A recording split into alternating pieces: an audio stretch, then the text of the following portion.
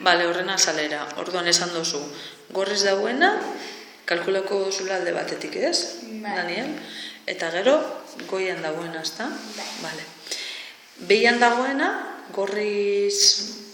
goma gorriaz, bai? Zer da?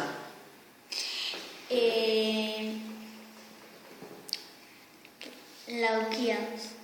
Bale. Eta laukiaren azalera zelan kalkulatzen da? Hemen erreza, ezta? Bai. Zelan? Ze biderketat egiten.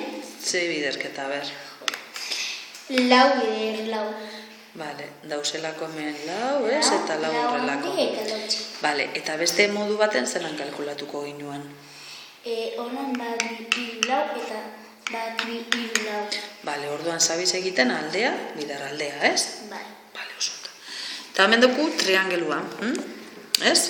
Bale, eta triangeluaren azalera zelan kalkulatzen dozue? Oina? Oina eta gero... Bider altuera, zati bi. Holan erakutsi dutu egelan, ez da? Bale. Nik gero erakutsiko du beste forma bat triangeluaren azalera kalkulatzeko. Bale? Bale, orduen, kalkulatuko dozu.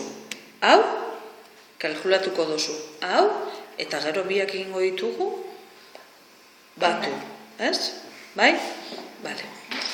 Ba, orduen, hori da zure marrazkia, ez da? Bai, hau. Hori. Bale, orduan hasiko zara, bekoa kalkulatzen, ez da? Eta kalkulatu duzu, ez? 13, biderra egin duzu, ez da? Bai. Eta oin, goikoaren azalera kalkulatzeko, bale, zein da triangelu horren oinarria? Ze balio deko oinarriak? Oinarria da, hau, ez da? Bale, ze balio deko horrek? Amairuz. Bai, zer gaitik? Ze dauka luzera berdina hau bai. Bai, hori da. Eta triangeluaren altuera zenba da? 10 bider 10.